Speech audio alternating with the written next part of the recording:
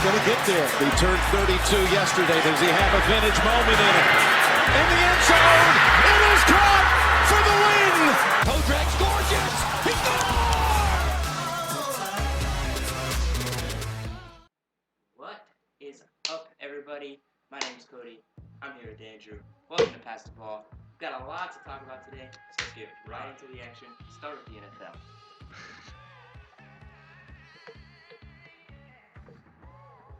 Oh, on to me. Okay. That's all you. Sorry. All right, so we're going to start with a Week 10 recap. There was a lot of good games during Week 10. The first game we have on our what I call Week 10 craziness is we got the Browns versus the Bills. The Browns did win 19-16.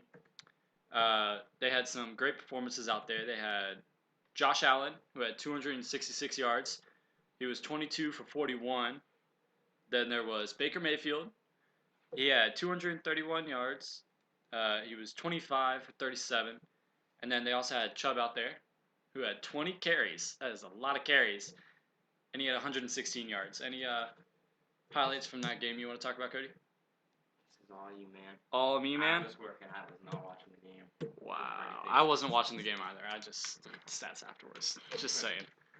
And then, one of my favorite games this week was the Chiefs versus the Titans.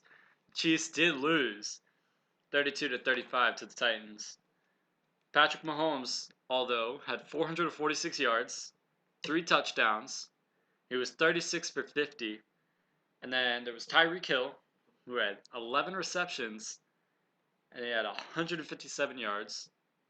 And then Derrick Henry of the Titans, their running back, had 23 carries and 188 yards and 2 touchdowns. Derrick Henry makes me so mad because I don't have him on my fantasy team. And I did at one point because I picked him up because he had a really good performance. And then he did terrible the week after. So I was like, I don't want a guy that's going to be inconsistent. And it's bothering me a lot that he is very inconsistent in the field. Do you see him still staying consistent? Do you see him doing this more often or staying inconsistent? I hope he stays consistent. Mm-hmm. It's unpredictable. But you also have this pretty crazy Patrick Mahomes play we can show. Patty Mahomes, it has to be. Blitz. Mahomes jumps in the air and completes it. Look out! Afterburner time. Hardman to the end zone for the touchdown. My goodness, sir, there's some things to look back on this one. So free of the secondary. I mean, watch this. Yep. I'm going to jump to buy a tenth of a second. And you know what that is? It's spatial awareness to say, if I jump here, I can get this ball off for sure because I need that tenth of a second. Because if I keep moving forward, I'm going to run into my lineman. He has these really unique knacks, but who's accurate then after that? I mean, weeks because he wasn't there. Actually, I only watched the game. But this is my guy that's going to carry you. Completes it. Look out! Afterburner time. Hardman to the end zone for the touchdown. To carry the Chiefs. My goodness, sir, there's some things to look back on this one. So free of the secondary. I mean, watch this. We could see them in the Super Bowl more I'm going to jump to buy a tenth of a second. And you know what that is? It's spatial awareness to say, if I jump here, I can get this ball off for sure because I need that tenth of a second. Because if I keep moving forward, I'm going to run into my lineman. He has these really unique knacks, but who's accurate then after that? Nobody. I mean, these highlight packages we roll in, that one's going to be added. It beats me, but it happens. I mean, the only reason they lost. Oh, wait, no, that's the 49ers. My bad. We'll get to that later. A really surprising game for me was the Falcons-Saints game. Falcons winning 26-9. Falcons had 6 sacks, which is incredible. I think we're seeing their defense come together. Michael Thomas had 13 receptions for 152 yards. So looking at that, seeing 6 sacks, but only the word I'm looking for. They had 6 sacks out there, so that's great from their line, but their backfield isn't doing anything. Michael Thomas had 152 yards, right? Yeah, 152 yards. That's insane. I don't think you can consistently stay like this if your line is doing great, but you don't have no defensive backfield. I think if the Falcons played like that all year long, they'd be a scary team to deal with. The Falcons, they've been playing horrible defense. Their line's been bad all season long. But that game, they really stepped it up. And if they played that way throughout the entire season, I think they'd have been a scary team. It's very true. And they ended up pulling out the win against the scary Saints team. So the next game is more of a person we have. We have Lamar Jackson. Lamar Jackson down the middle. Catch or pass completion. Here's Lamar on a run. Himself. Look at him turn back and forth. Oh! He broke his ankles. Now he's got an entourage. And he's got a touchdown. He is Houdini. What a play. 47-yard touchdown run by the magical quarterback, Lamar Jackson. Wow. Well, just watch this. Go ahead and freeze it. Just watch Carlos Dunlap right there. His eyes are right here, and he never feels. And once he does, he's just not quick enough or fast enough to chase down Lamar Jackson. And we talk about a tough tackle in the open field. Look at that spin move. Nick Vigil's right there. He leads the team in tackles, and he's got no clue as to how to get Lamar Jackson on the ground. Lamar Jackson down the middle. Catch or pass completion. Here's Lamar on a run. Himself. Look at him turn back and forth. Oh! He broke his ankles. Now he's got an entourage. And he's got a touchdown. He is Houdini. What a play. Versus the Titans. And that's their main reason they didn't win this game. That is the second game Lamar Jackson has had a perfect QBR this season. So he's definitely on my MVP list. He is definitely out there showing that he is not just a running back. He's a rookie, right? No. No, he played last year. He played last year. All right, next game. Vikings-Cowboys. And normally I wouldn't put a Cowboys game on here because we ain't them boys. Are the Cowboys really them boys? They're not. That's They lost. that note. They lost to the Vikings 28-24, but Dak Prescott had himself one heck of a game. He had 397 yards, 3 touchdowns, 1 interception. Never like to see an interception out of a quarterback, especially in such a high passing game like that. And then they also had Amari Cooper, who had 147 of those yards, a touchdown, and honestly played one heck of a game. He had an insane toe tapper. We don't have that clip, sadly. We did not prepare enough. We will have it next time. Just kidding, if he has any. And then Kirk Cousins out there had 220 yards and 2 touchdowns. Seattle, what's your call? It wasn't much of a running Your call game is in this. head. Ezekiel Elliott didn't have a lot of yards. I definitely like to see Ezekiel Elliott run more. And definitely... Zeke is not the same as he used to be, that's for sure. He's not ever going to be the same. So next game we got up, Hawks-Niners, Seahawks-Niners. Seahawks won this game 27-24. So we have no more undefeated teams in the league. Can I get a moment of silence for the last undefeated team? No longer. We're so dumb. We're terrible. But Jimmy Garoppolo, this is probably this is the second highest yard game he probably had. He had 248 yards, a touchdown, and an interception. But Russell Wilson had a little bit more of an impressive game. As much as I want to say it was a terrible game for Russell Wilson, he actually did pretty good. Going into the half, he did have negative 24 yards. Yes. It was also 56 yards. It's very confusing, but according to ESPN, at the halftime, Russell Wilson had negative 24 yards. He was 7 of 10 for negative 24, and that's what it said. But he came back in the second half. He threw for 232 yards. He had 1 touchdown, 1 interception, and he did great except for the interception. Never like to see an It interception. happens though. Like even the Falcons, Matt Ryan. Do we have his stats here? We don't. But Matt Ryan had an incredible game, and even he had did an interception. terrible. He only had a couple hundred yards, like But- 100, like 20 But if you look at it though, he had an interception compared to if you look at his other games. 6 games, he's got like 2 or 3 in those games. I think their offensive line came together in that game too. Their offensive line has been their biggest struggle this year. Matt Ryan's had no time in the pocket. But I'm off topic. Move on for our Hawks-Niners. All right. Do got a clip. No. Hawks-Niner. We're not there yet. We got a great clip. You probably just saw it. Another great player out there was Deebo Samuel. He plays for the Niners. Emmanuel Sanders in the first half got exited with the injury, rib injury, I believe. And he didn't come back that game, but Deebo Samuel stepped up. He had 8 receptions for 112 yards. So he had a good chunk of those Garoppolo yards.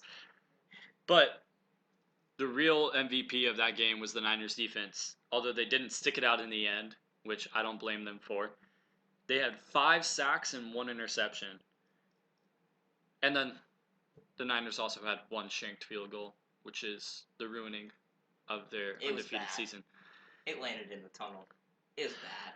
I've never seen a field goal worse in my life, not even from a Bears kicker. Throwing shade. The last part of these NFL games, we have the Seattle, what's your call? Your call is heads. Geno Smith makes the call. It is a head. You won the toss. You want the ball. Which way you want to kick? Okay. Seattle's going to take. Seattle, what's your call? Your call is heads. Geno Smith makes the call.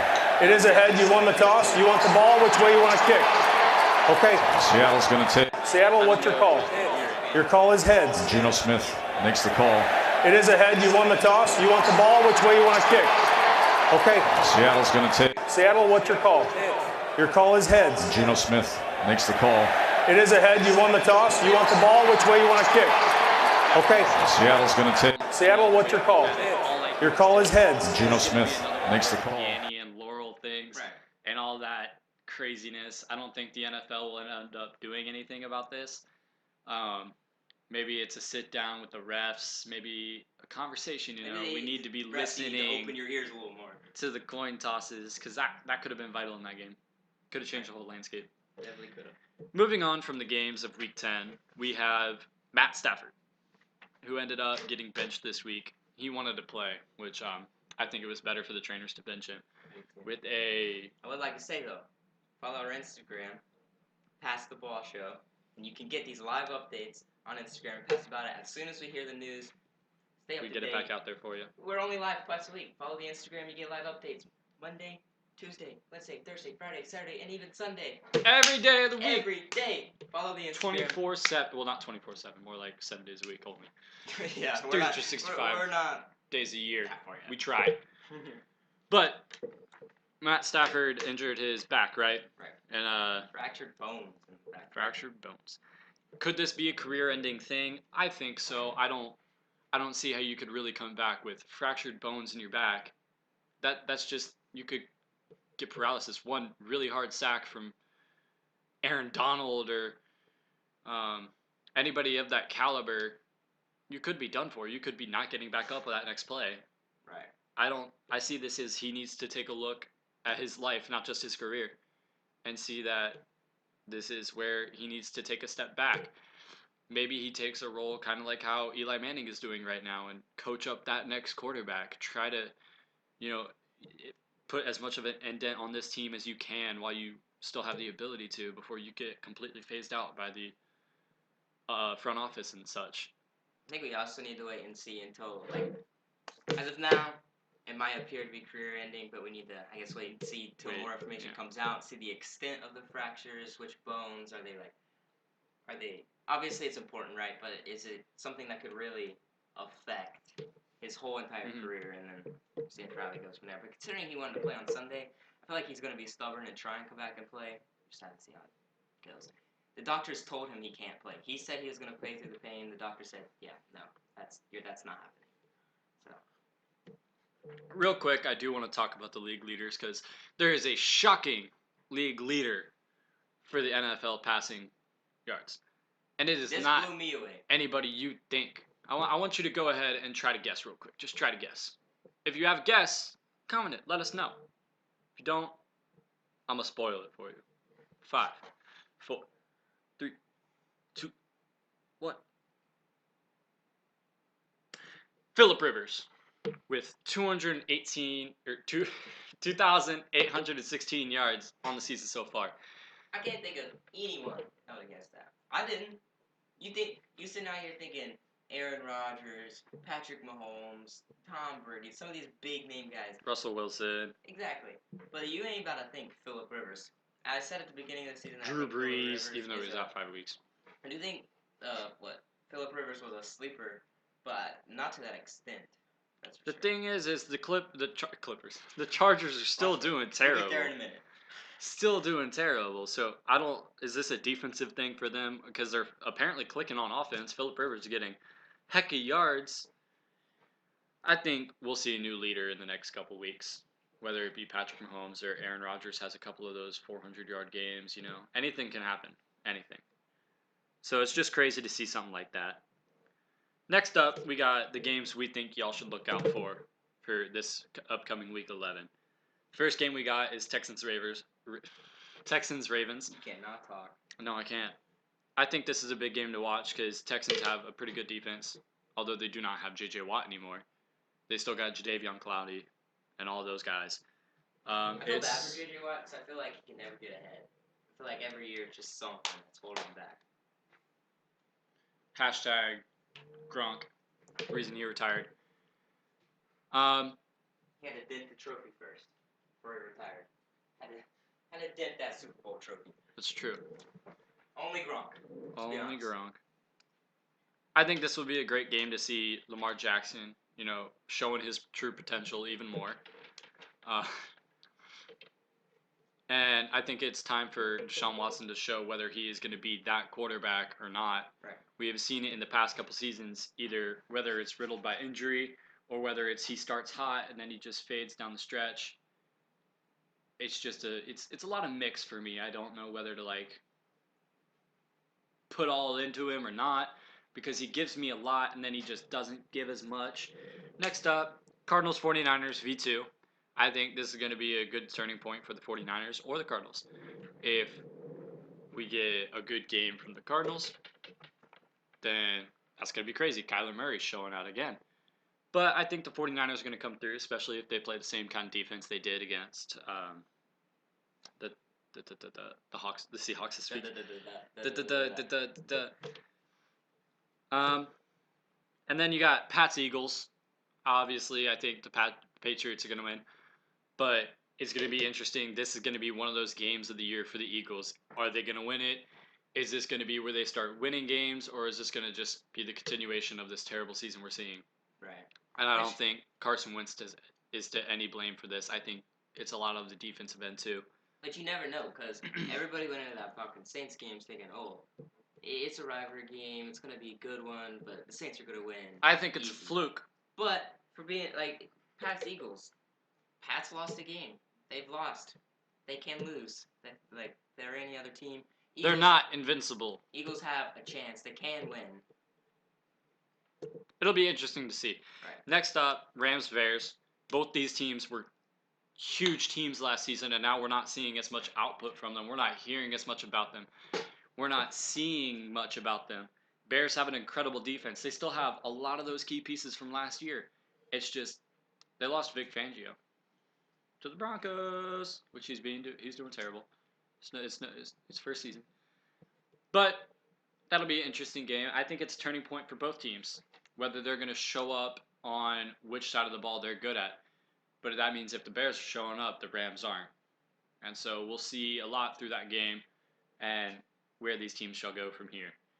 Next up, Chiefs-Chargers. Chiefs win this. They're pretty much guaranteed the AFC West. There is no other competition. It's the Raiders, the Broncos, the Chargers, and the Chiefs. Now, we can't talk about this. It's a great quarterback matchup. Now that we look at the numbers, the leading passing yards quarterback against Patrick Mahomes is still better. He's still better, right? But he's been out 3 weeks. That's why he's not leading. It's a great QB matchup. Because Phillip Rivers, it's Phillip Rivers. He's old, but he can throw a football. He's got 20 kids. All right, so moving on from the NFL, we wanted to talk about a little bit about the MLS. Episode 1, we talked about the MLS Cup, Seattle versus Toronto, and we made our predictions on who we thought was going to win. And I picked Seattle, and Codester picked Toronto. And it's kind of funny because after the MLS Cup finished, he texted me and he goes, I called it, Seattle was going to win. And I was like, no, bud, that was me. And we fought about this for a little until he actually went back and watched the footage. And I'd like to say, you suck. And I'm awesome. I called it. You have to congratulate the Seattle Sounders. It's my favorite team as a little child before Atlanta United came along. 3-1 victory. Congrats. Cup champions. This is the third time these teams have faced in the finals, so it was a great game to watch or get highlights of. And we wanted to talk about one more thing while we're on the topic of the MLS. Probably we'll have a few of these throughout the year. We wanted to talk about the Gressel drama with Atlanta. And for this, I'm going to let Cody take over because he knows a lot more about soccer than I do. Okay, so Julian Gressel has had an incredible year, outbreak year with Atlanta, scoring goals left and right. But he's just not exactly getting paid what he wants. He was guaranteed $133,000, which he got this year. Which he got his money, but for the type of player that Gressel is, I do believe he deserves more, and he believes he deserves more. He has come out and said he loves Atlanta. He would love to stay in Atlanta. But if Atlanta's not willing to make him a priority, then he's gonna have he would love to go somewhere else that will make him a priority. So he loves Atlanta, but he just wants to be somewhere where they feel like he's really worth it. So he wants the money. You can't blame him. Do you think Atlanta United is going to go out there and put out that money for this? Or do you think they're going to be stingy? You know, they do got their CEO and Arthur Blank, who's owner of the Falcons, and we know he's very stingy over there. We do know Arthur Blank is mad rich, but if I... Alright, I mean, he is. He's mad rich. But they did trade Darlington Nagbe to Columbus, so that cleared up extra mil. Nagbe is making about $1 million. So that cleared up an extra $1 million. If they're willing to give that to Gressel, then I believe that's a smart move. So I think if they go that route, then Gressel's good to go for Atlanta. Speaking of ATL, since we're on this topic, what do you think about Parkey and him leaving? Do you think there's an opportunity for him down the road as a coach? Because we did see him breaking down what happened during that game as if he was a coach at the end of that game when he was on the mic. I would love to see it. Parkey's been with several teams. He's played in the playoffs several times. Been in the MLS Cup 3 times. Won the Cup with Atlanta. He's incredible on defense, and he knows the game. So I think it'd be nice to see him. Do you think he would be a great coach? I think he'd be an incredible coach. Maybe not a head coach at the time, at the moment, maybe far down the road. But I think being on the coaching staff would be incredible. So kind of like Tim Duncan and Greg Popovich vibe. Exactly. Okay. So moving on, or passing the ball onto the MLB. A couple awards came out, so we wanted to talk about that, and a big scandal just came out recently in the news. Today, and by recently, actually, I mean right? like Today? 20 minutes ago. So, starting with the awards, Rookie of the Year, we got Pete Alonso, the Big Bear, no surprise. Heck of home runs this season. What was it, 42 at the end? 52? What was it, 8? He broke the record, and Aaron Judge went out there and congratulated him, which I thought was pretty cool, coming from, a Yankees player. Nobody likes the Yankees. Aaron Judge is definitely one of the classier Yankees, that's for sure. Got a big head, but he's classy. And then, as the AL Rookie of the Year, we had Yordan Alvarez of the Houston Astros, which we will talk about in about 3 seconds, because I got some news for y'all. And then we had the 2 Managers of the Year. For the AL, we had the Twins, Rocco Badalini.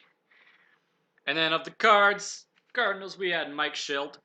There was a lot around him, too, at the end of the season, especially with that playoffs and what he said about other teams. It was very unexpected and a very unprofessional thing for the sport that is baseball. When I think about baseball, I think of it as a very civilized, different kind of sport compared to some of the other cultures we have in professional sports. Right. But moving on, the Houston Astros 2017 World Series.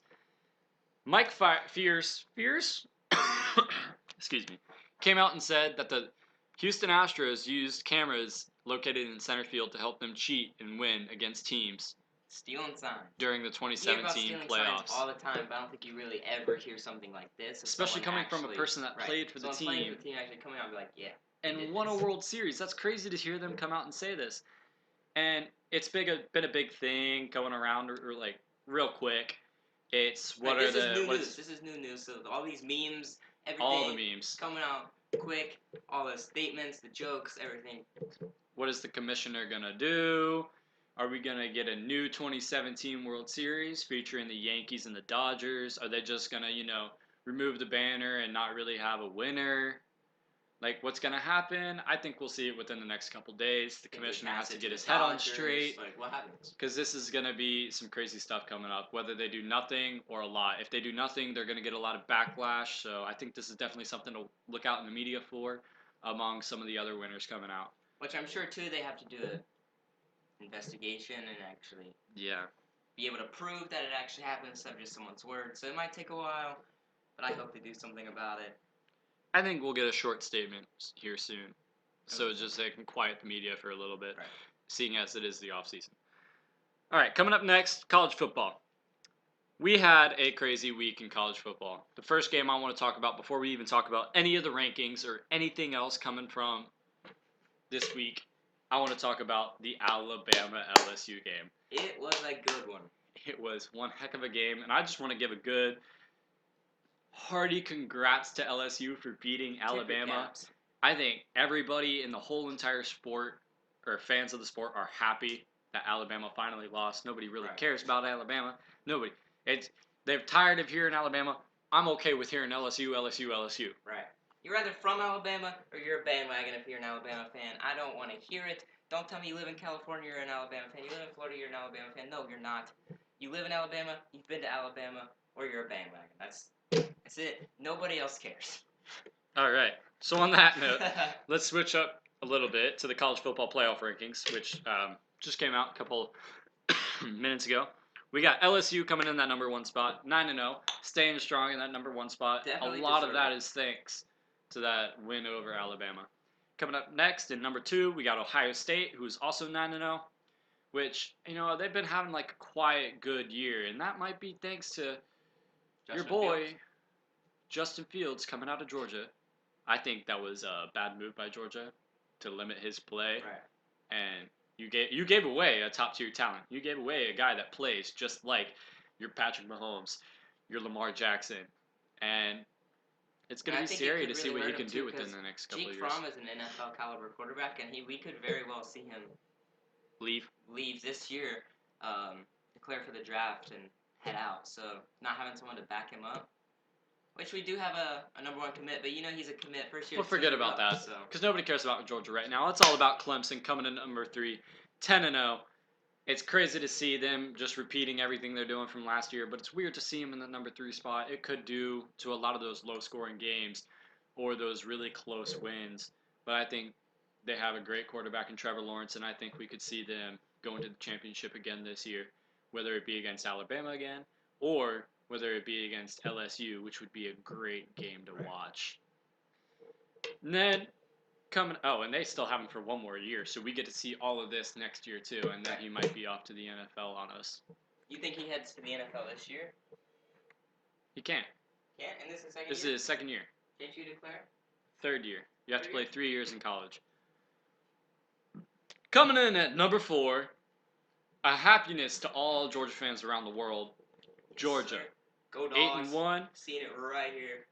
Coming in over Alabama. I think they're a little bit happy because they thought the committee was rigged. With still having Alabama coming in number 4 on the AP poll. But now it's different. Now the playoff rankings are out. Now all the Georgia fans are happy, and we're going to hear it from them, which I'm kind of sad about because I don't care. I don't want to hear it from y'all. Y'all are just going to lose in the first round anyway. That's my hot take. You can't win a championship. You're from Atlanta. Dogs. Go Dogs. Athens. We're in Athens. Coming in at number 5, you got Alabama. Now, I'm okay with seeing them here.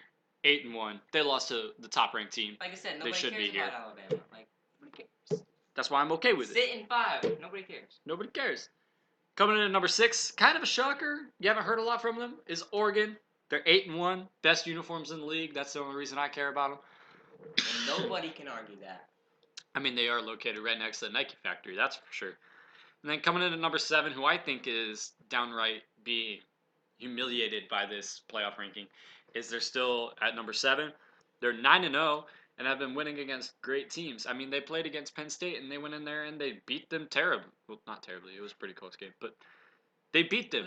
They proved. Was in what, the 4th slot last week? Yes. So. And that point proven. Minnesota was in number 13 next week, so they did make a big jump, but not as big as a jump as I would like to see. And then coming in at number 8, you got Utah. They're 8-1. Very quiet team, just sneaking in there, making their statement. And then number 9, Penn State dropped from 4 to 9. It's the Penn State. It's expectable. That's what you're supposed to see. When Georgia They lost got great coaches, right? When Georgia lost against South Carolina, which was an unranked team, they fell from 4 to 10.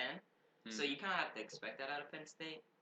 So for them to fall that far, can they work themselves up? Yes, sir. I don't know. They can. Couple spots. They definitely got to win out. That's for sure. Coming in at number 10, Oklahoma. Well, actually, hang on. Before we skip that, Penn State still has to play Ohio State. So if they beat Ohio State, they're guaranteed jumping back up. But if they lose, they're jumping back down. We might see them out of the top 25. Exactly. Probably not. Probably not top 25. Definitely top 10 for sure. But coming in at number 10, Oklahoma, 8-1. This is kind of weird. We've seen Oklahoma winning games. But since the beginning of the season, they've been winning by less and less and less and less. And I think that statement made by Nick Saban a couple of years ago, where you really have to put the gun on that team. You have to score as many points as possible, is really coming out to prove itself in Oklahoma. Now they're winning by less and less. The games are closer. And so we're seeing them fall slowly. They're still in the top 10, and I don't think they'll fall out of the top 10 just because I think they're going to win out the rest of the season.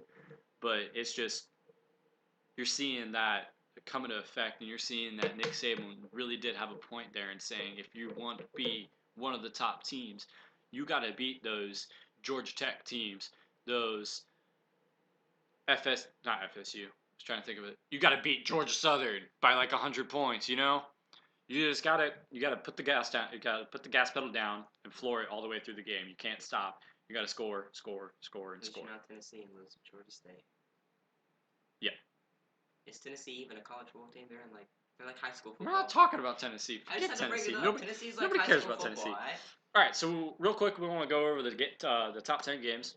So LSU's playing Ole Miss, who's unranked. Ohio State's playing Rutgers, who's unranked. Clemson's playing Wake Forest, who's unranked. Alabama's playing Mississippi State, who's unranked. Georgia's playing Auburn, who's ranked number 12. Oregon's playing Arizona, who's unranked. Minnesota's playing Iowa, who's 20. Utah's playing UCLA, who's unranked. Penn State's playing Indiana, who's unranked. And Oklahoma playing Baylor, who is 13, who is also undefeated. So I think if we see Oklahoma go out there and win that game by, I don't know, a good point, 13 points, something like that. That's going to be a good game. I believe that's going to be I think that's going to climb it back up to a 6th spot. I believe Oklahoma, Baylor, and Georgia, Auburn is going to be a great game. Auburn's got incredible defense, so they have the potential to shut down Georgia. And if they do, that's Georgia's screwed. But I believe that those two games, Georgia, Auburn, Oklahoma, Baylor, are your games, your top games to watch this weekend. Biggest games to pay attention to. Also, Minnesota, Iowa. Minnesota wins that. I think they should get a 5th spot or a 6th spot. I think really the Minnesota, Iowa game and the Oklahoma, Baylor game is going to be your battle for 6th. You think Oregon, Minnesota flip spots, switch spots if that happens? All depends on how that Oregon, Arizona game goes. So yes. Coming up next, we want to talk real quick about the college basketball, the NCAA, and a player named James Wiseman. Came out late last week. Came out about Friday, Saturday.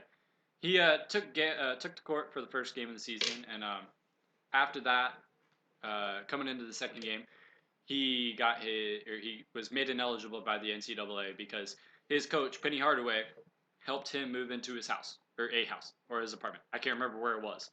I didn't get to read into it too much. And his coach was deemed a sponsor. And if you want my opinion, this is blasphemy!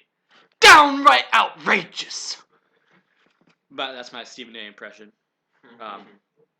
It really is crazy that the NCAA is doing this. It's unright in my mind. You're taking away this whole kid's college career. You're making him ineligible, which in turn he's going to lose his scholarship because of this, and he's not going to be able to go to college. Whether this guy is going to play to be in the NBA or going to play just for school. He's going to have to go to probably a community college now. His family wasn't that well off. That's why Penny Hardaway was helping them move in. And I think this is a shame on the NCAA. Things like this shouldn't happen. Now, Memphis, their lawyer team and all that, they're going to try to fight this because Penny Hardaway isn't a sponsor. He's a basketball coach.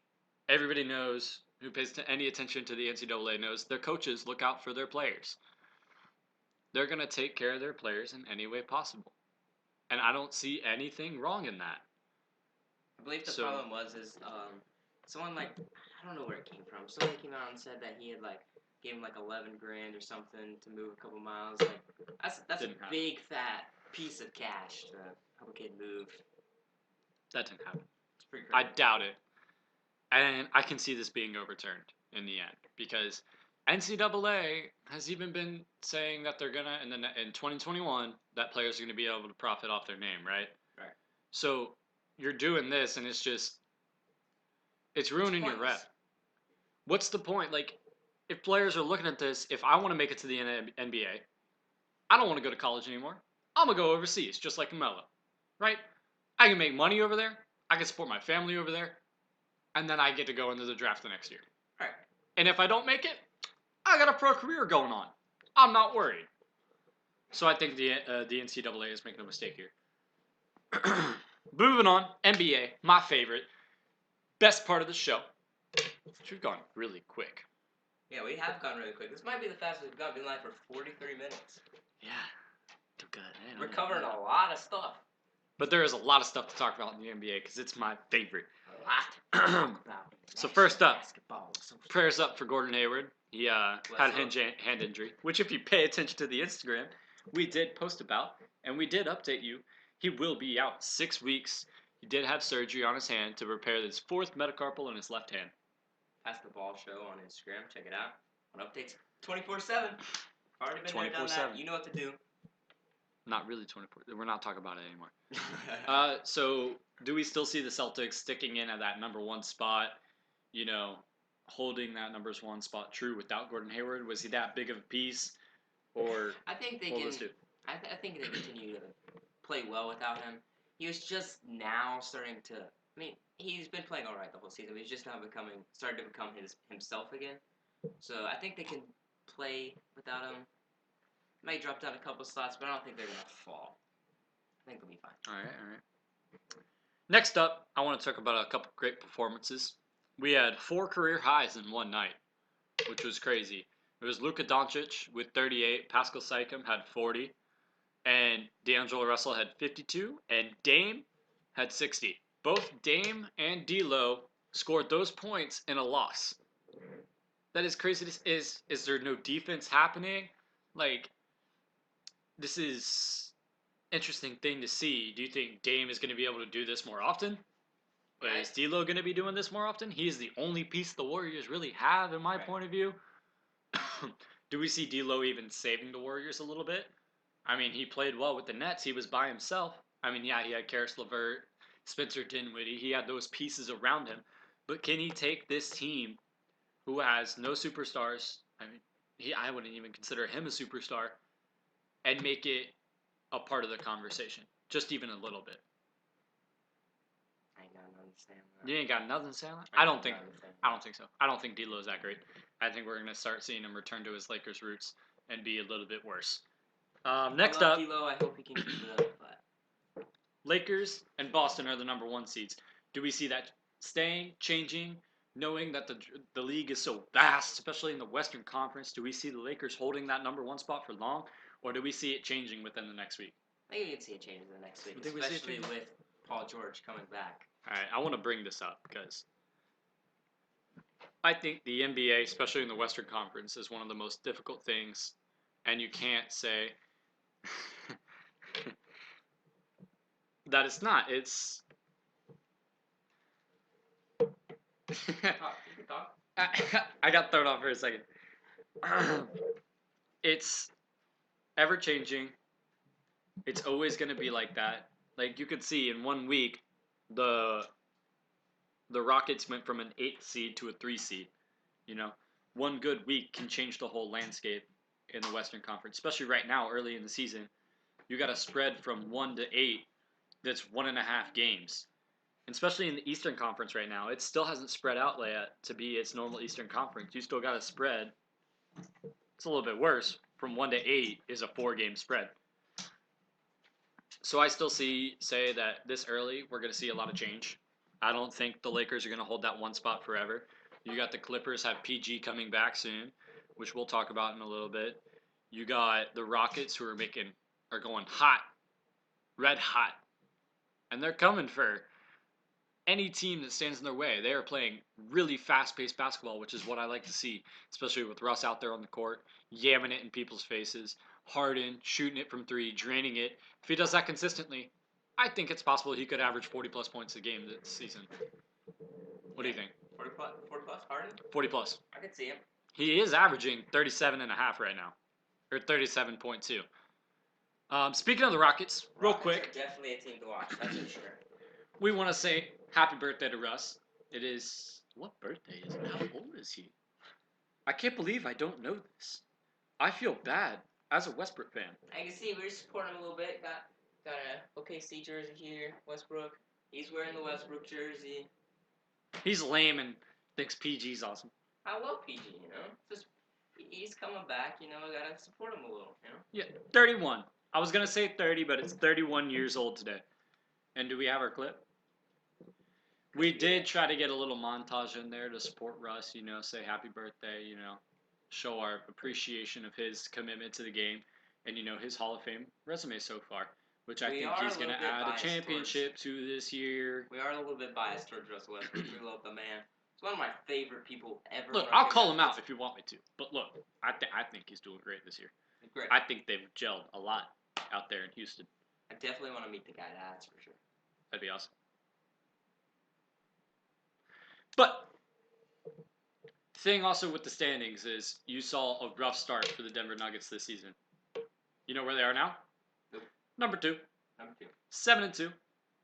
Showing that a little bit of rough basketball ain't too bad. Nikola Jokic is looking like his true self, hitting game winners here and there. Back-to-back games, game winners. He's passing the ball, being a stud. You know the Russian stud he is. Passing the ball. Passing. That's not what I didn't even notice. You did there. I want to talk about a few quick things before we get on to some games this week. I want to talk about Devin Booker. Is he becoming that star guard that you see in like Klay Thompson? Is he going to be leading this team? Is he getting help from those veterans that they have recruited between Dario Saric, who isn't really a veteran, Ricky Rubio, the great coaching staff, not great coaching staff, but what they've built there in that front office? Do we see them becoming one of those top dogs in the West? Or are they just making it more difficult for the West? You. Them. Devin Booker. Devin Booker. I love Devin Booker. Do you see him becoming a dog in this league? I see him becoming one of the best. I'm not saying one of the best. I'm just saying a dog in this league in the West. For sure. Devin Booker's crazy. He dropped, what was it? Last season he dropped, what, like 70 points? He's dropped 80 before, I think. Like, I don't know. I don't remember. He's insane. The Suns have nobody, for being honest. The Suns are they the new OKC? Make it to the playoffs every year but lose, like in the first round, a lot? Perhaps. For now, maybe. Is this something we see them doing, is making the playoffs this year? I got a hot take for you. 8 seed. There you go. You really look at the West, you got, what? I'd like below 8, you have Portland, Spurs, and maybe Memphis that could potentially make it. I don't see Zion as being a key player that can take the Pelicans from being a terrible team to begin with to going to the playoffs. It's Zion. Who cares? I think he's gonna be a bust. We talked about Zion in the last episode, right? And now that I'm talking about him again, I'm pointing it out. I don't think the Pelicans are going to be able to space the floor for him. You're playing against top-tier defenses. And I think teams like the Lakers are going to show it. You got a big LeBron, a big Anthony Davis, and a big Dwight Howard there in the paint.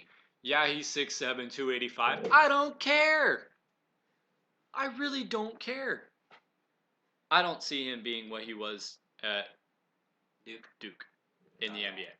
Not at. It's a lot faster. Like, for another example, playing against the Houston Rockets, he's not going to be able to keep up. That's 285 pounds. Just ask Charles Barkley and his Krispy Kreme. Imagine Charles Barkley in his state now, running down the court. Oh, God. I don't want to imagine that. It's not going to work. It's not going to work. one more thing is the Knicks are starting to make moves to fire David Fizdale, is what it's seeming to be. And I think this is just ridiculous. David Fizdale is one of the best coaches for young players out there. You can see what he's done to this. Where was he? I forgot where he came from. You can see what he's done in his career. He's a great coach. He knows what he's doing. He's an old school guy.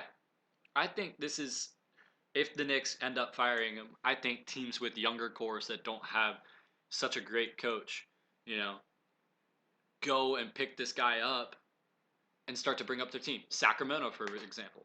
Sacramento doesn't have the greatest coaching staff ever, but I think this could be something that they look at and start to bring this guy into their, unit and whip Buddy Hield and, De'Aaron Fox and what's the other guy's name?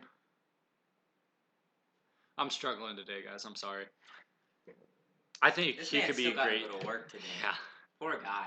I think he could really whip them into shape, and it'd be a great outturn for him. Last thing I want to talk about before we move on to the games is Pascal Siakam. Siakam. Pascal Siakam. Do you think he could win Most Improved Player again? Do you think the NBA will allow that? He has doubled his stats from last year. I think it's possible. I mean, if you think about it, who else in the NBA is going to win Most Improved Player of the Year? Somebody who didn't win it last year? Well, yeah.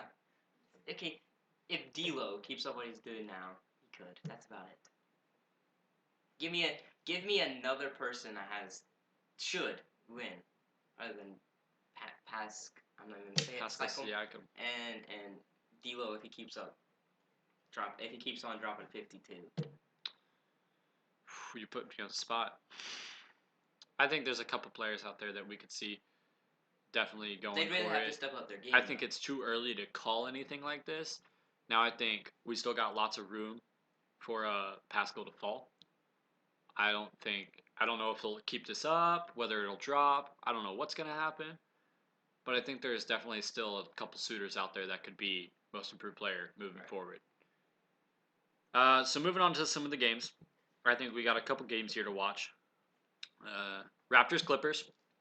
That game actually happened yesterday, didn't it? I think it did happen yesterday. It is technically part of this week. It's just funny. Technically. Having a show on Tuesday, you got to cover what happens Monday, right? That's true. It actually did happen already. LA won that game 98-88.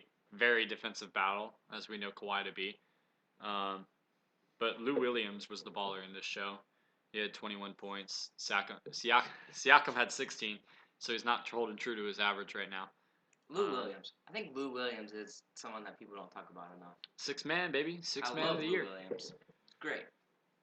Yeah.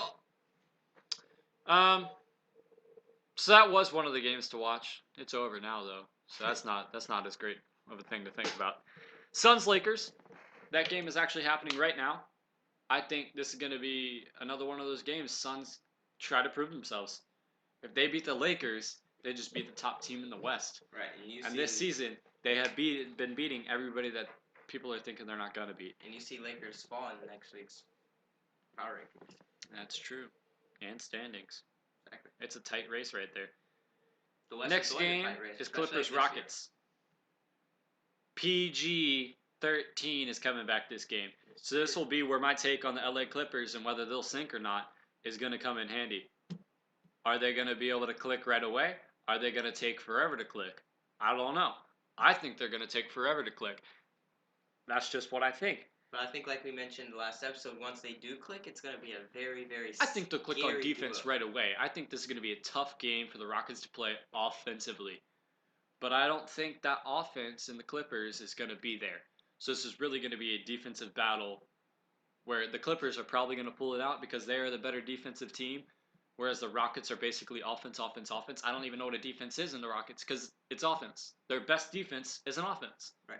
That's all they can do, which I think we'll start to see change throughout the year because they know they can't win games with just offense. And they got a defensive monster out there in Russell Westbrook who is right there with the same amount of steals throughout the whole year as Paul George. And we saw one of the best defensive OKC teams ever.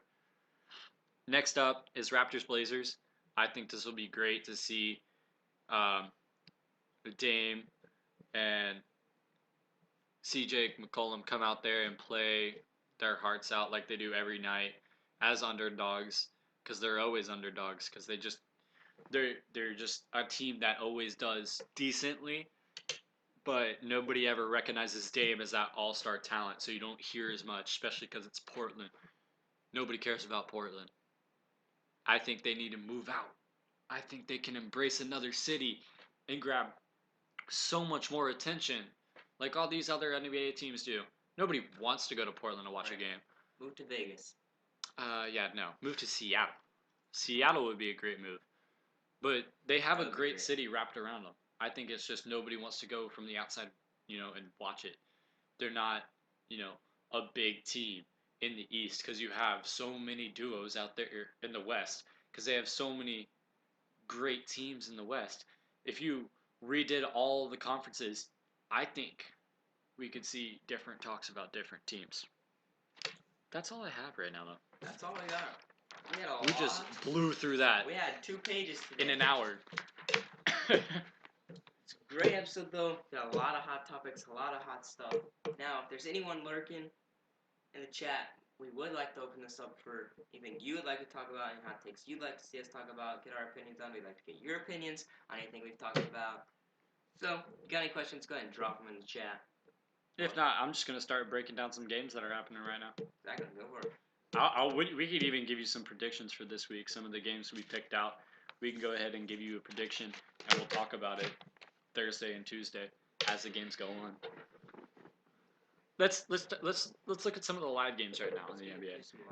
We got some great games going on out there. Pulled up. This is all you, Chief. I do. So, in the NBA happening right now, we got the OKC. Wait, what? Hang on. I'm confused for a second. How to operate a computer. Okay, so we had 2 games already happen tonight. We had Philly-Cleveland, so it's pretty obvious who won this, but the score isn't. We had Philly winning 98-97. Joel Embiid out there with 97 points. Oh, no. Or not 97, but he had 27 points. And Cleveland had 97. This was a really close game for them. You had Indiana at OKC. Indiana won 111-85. This is a terrible game to see for OKC. T.J. Warren for Indiana had 23 points, and Danilo Gallinari had Danilo? I don't know how to say it. Had 14 points. A fun fact about this OKC team is before this game, their past 3 games, they've had the highest assist in franchise history. They had 29, 28, and 31 assists in those last 3 games, which is a great thing to see from such a young team like this, where they're not super young, but they're pretty young. All right, first game we got live right now that's furthest in is we got Detroit at Miami. Jimmy Butler out there balling like a star. You know how he does. It's 104-112 Miami, 125 left to go. Next up, you got New York versus Chicago. New York has 89. The Bulls have 93. That's a crazy thing to see is the Bulls have been doing incredible this season, especially when they're playing those weak East teams. I think we're seeing Zach LaVine. Is Zach LaVine still there, right? Jeez, I forgot. You know what? I'm about to find out. There is 10:34 left in the 4th. So we got a bit of game to go. Pretty sure. Yeah, Zach LaVine's still there. Sorry. I feel stupid now. He has 21 points right now. It happens. Next up, you got the Atlanta Trash Hawks versus the Denver Nuggets, which is really surprising right now because the Hawks are winning 60-53. But guess what? Atlanta does best. Anybody? Anybody? Nobody? It's choke. You guys know it. We got some questions coming in, which we're going to field in 1 second. Is that questions? Not questions. Those are not questions. Not questions. Some spam up in our chat. Not questions. But hey, all I'm saying is, if you're looking at the chat, might as well drop a follow, right? What is that? I can't see it.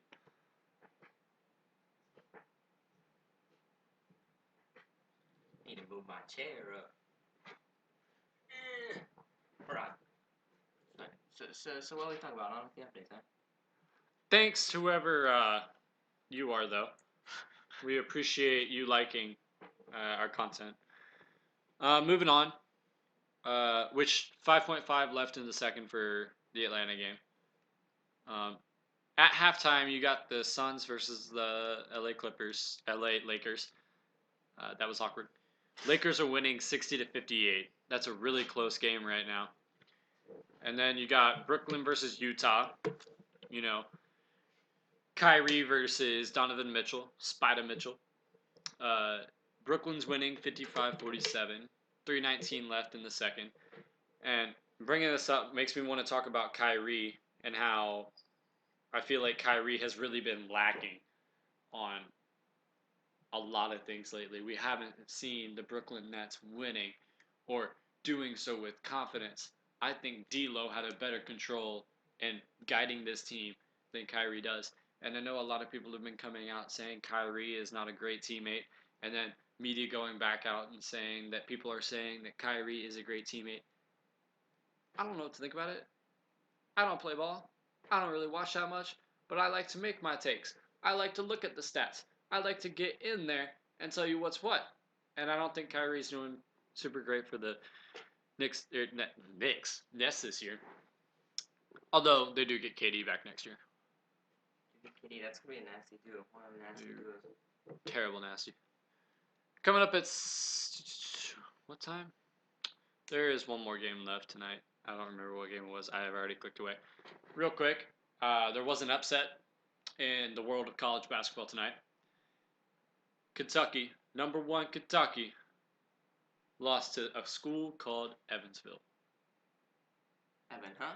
Evansville. Evans who? Evansville. Evansville.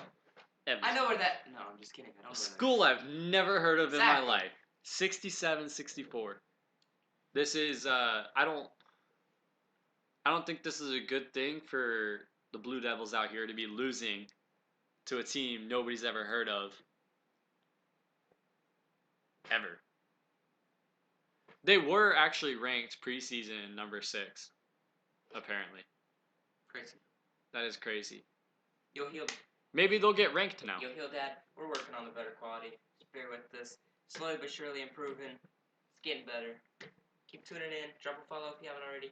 We're working on it. It's gonna get better. I promise you. If we get any other questions, we'll field them real quick and answer them. Other than that, that's all we have for y'all tonight. Sir, yes, Play this great footage of the coin flip last night. We're gonna play this on repeat, probably. Seattle, what's your call? Your call is heads. Geno Smith makes the call. It is a head. You won the toss. You want the ball. Which way you want to kick? Okay. Seattle's going to take. Seattle, what's your call? Your call is heads. Geno Smith makes the call. It is a head. You won the toss. You want the ball. Which way you want to kick? Okay. Seattle's going to take. Seattle, what's your call? Your call is heads. Geno Smith makes the call. It is a head. You won the toss. You want the ball. Which way you want to kick? Jackson, catch or pass completion. Here's Lamar on a run. Jackson himself, look at him dart back and forth. Oh, he broke his ankles. Now he's got an entourage, and he's got a touchdown. He is Houdini. What a play! 47-yard touchdown run by the magical quarterback, Lamar Jackson. Wow. Well, just watch this. Go ahead and freeze it. Just watch Carlos Dunlap right there. His eyes are right here, and he never feels. And once he does, he's just not quick enough or fast enough to chase down Lamar Jackson. I think that's it for us. We talk about a tough tackle thanks y'all in for the tuning open in field. Look at that on this spin episode move. Nick Vigil's right there. He leads the team in tackles, and he's got no clue as to how to tune in get Thursday, Lamar Jackson 9:30 p.m. EST. Lamar Jackson. We'll be right back here with some hot takes, my crazy calls, and lots more clips, hopefully. Oh, look, if you got any clips you'd like us to see, DM us on our Instagram. Join our Discord. Join our Discord. That's all you gotta do. Give us some topics. Exactly. Ask us some questions on there. We'll answer questions that you guys give us in the on Instagram, in the Discord. We'll answer it live at the end, just like we would right here. Pass the Ball Show on Instagram. Find our Discord on our Instagram as well. Any questions, any links, hit us up on Instagram. Put the little, I think this is our command. That's our Instagram right there. Want to check it out? Go for it.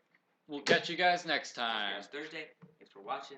It's been real. Peace out. Blocked by James! He drives one! Deep left field! That goes Upton! Back near the wall! It's out of here! Bartolo! It's going to get there. He turned 32 yesterday. Does he have a vintage moment in the end zone?